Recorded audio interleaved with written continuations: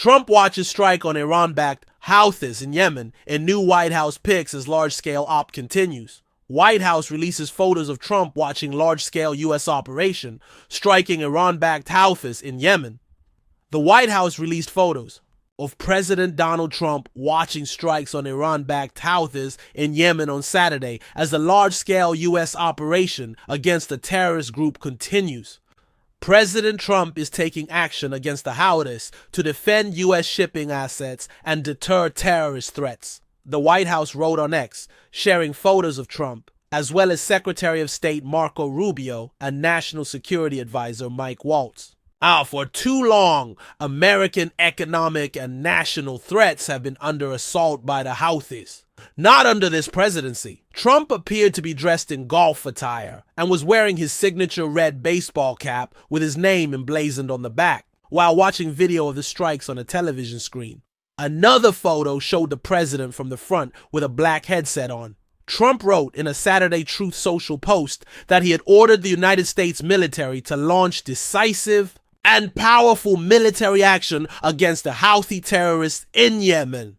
Our brave warfighters are right now carrying out aerial attacks on the terrorist bases, leaders, and missile defenses to protect American shipping, air, and naval assets, and to restore navigational freedom, Trump said. No terrorist force will stop American commercial and naval vessels from freely sailing the waterways of the world. U.S. Central Command said Saturday it initiated a series of operations consisting of precision strikes against Iran-backed Houthi targets across Yemen to defend American interests, deter enemies, and restore freedom of navigation, State Department. Spokeswoman Tammy Bruce said in a statement that Rubio spoke with Russian Foreign Minister Sergei Lavrov on Saturday.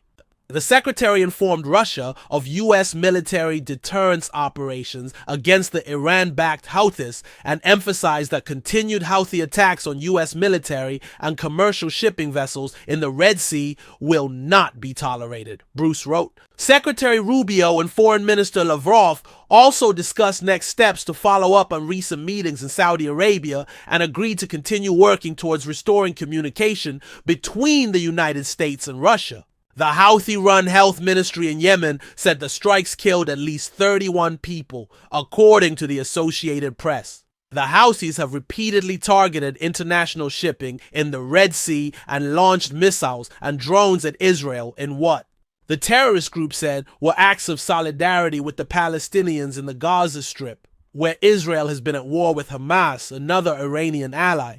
The attack stopped when a fragile Israel-Hamas ceasefire took hold in Gaza in January. The Houthis then threatened to renew them after Israel cut off the flow of humanitarian aid to Gaza this month, following the Hamas rejection of a U.S. framework for continuing the ceasefire and hostage releases. The U.S. and others have long accused Iran of providing military aid to the Houthis, and the U.S. Navy has seized Iranian-made missile parts and other weaponry it said were bound for the terrorist group, which controls Yemen's capital of Sana'a and the country's north. General Hossein Salami, head of Iran's paramilitary Revolutionary Guard, denied his country was involved in the Houthis attacks. Iranian Foreign Minister Abbas Araghchi, in a post on X, urged the U.S. to halt the strikes and said Washington cannot dictate Iran's foreign policy. Trump said the Houthi attack on American vessels will not be tolerated. We will use overwhelming lethal force until we have achieved our objective.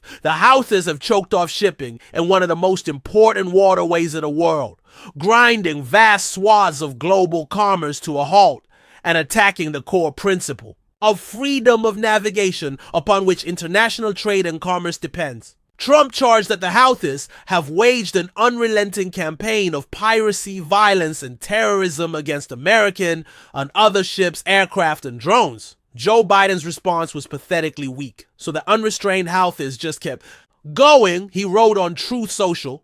Trump said it has been more than a year since a U.S.-flagged commercial ship safely sailed through the Suez Canal, the Red Sea, or the Gulf of Aden. The last American warship to go through the Red Sea 4 months ago was attacked by the Houthis over a dozen times. Funded by Iran, the Houthi thugs have fired missiles at U.S. aircraft and targeted our troops and allies. These relentless Assaults have cost the U.S. and world economy many billions of dollars, while at the same time putting innocent lives at risk, Trump wrote. To all Houthi terrorists, your time is up, and your attacks must stop starting today. If they don't, hell will rain down upon you like nothing you have ever seen before, Trump said. The president added, to Iran, support for the Houthi terrorists must end immediately. Do not threaten the American people, their president, who has received one of the largest mandates in presidential history, or worldwide shipping lanes. If you do, beware, because America will hold you fully accountable and we won't be nice about it. The Houthis have targeted over 100 merchant vessels with missiles and drones, sinking 2 and killing 4 sailors during their campaign targeting military and civilian ships between the start of the Israel-Hamas war in October 2023 and January of this year, when the ceasefire in Gaza took effect. According to the AP, the US, Israel, and Britain have previously hit Houthi-held areas in Yemen, but Saturday's operation was conducted solely by the US. It was the first strike on the Houthis under the second Trump administration. It comes 2 weeks after Trump sent a letter to Iranian leaders offering a path to restarting bilateral talks between the countries on Iran's advancing nuclear program. Trump has said he will not allow it to become operational. The Trump administration redesignated the Houthis as a foreign terrorist organization earlier this month, after the Biden administration had lifted the group's designation in 2021.